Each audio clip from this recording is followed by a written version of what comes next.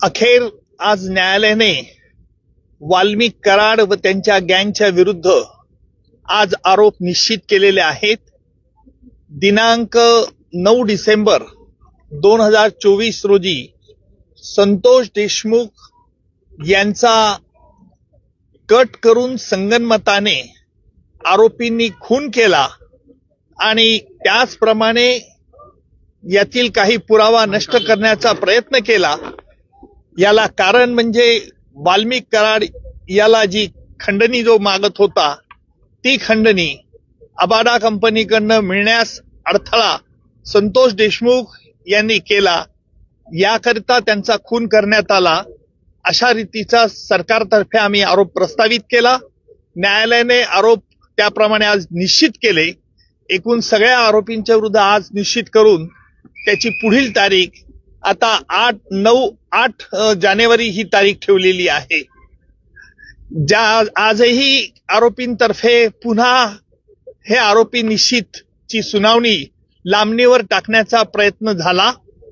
आरोपींनी या खटल्यामध्ये आतापर्यंत जे D2 ऑपरेशन केलं, ज्याप्रमाणे पाकिस्तानतर्फे K2 operation, K for Kashmir आणि K फॉर खलिस्तान असं केलं जात होतं, त्याचप्रमाणे आरोपींनी देखील या खटल्यात वेळोवेळी वेगवेगळे हातखंडे वापरून D2 operation, D for delay आणि डिरेल, उशीर करणं आणि खटला उलथवून टाकण्याचे प्रयत्न होते.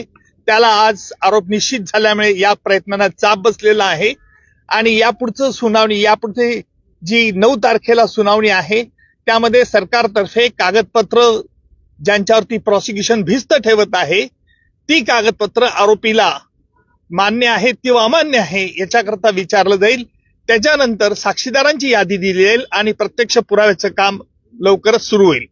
आरोपींच्या वतीने वारंवार वकील बदलले जात होते, त्याबद्दल देखील आज कोर्टाने नाराजी व्यक्त केली. काय नेमकं त्यालाच आम्ही आज आक्षेप घेतला की आरोपींतर्फे जे वेळोवेळी वकील बदलण्याचा त्यांना अधिकार आहे, नाही असं नाहीये, परंतु वेगवेगळ्या 30 कारणं ही पुन्हा पुन्हा न्यायालयापुढे मांडण्यात येत होती. म्हणून आम्ही न्यायालयाला विनंती केली की न्यायालयाने यापूर्वी देखील या त्यांच्या म्हणण्यावरती त्यांचं म्हणणं ऐकलेलं आहे, त्यामुळे न्यायालयाने यावरती निश्चित प्रकारचा आदेश द्यावा.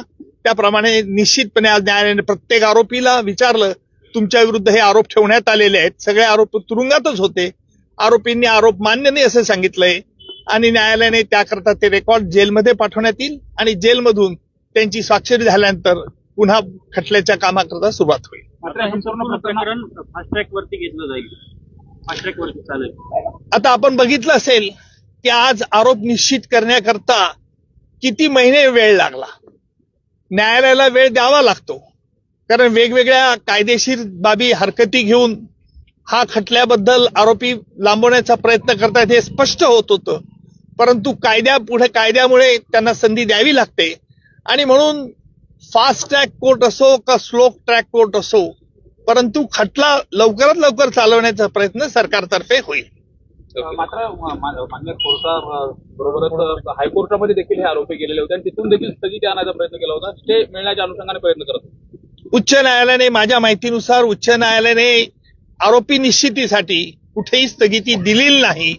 त्यांनी काल तसा प्रयत्न उच्च न्यायालयात केला, उच्च न्यायालयाने त्यांना तोंडी नकार दिला होता. थँक्यू.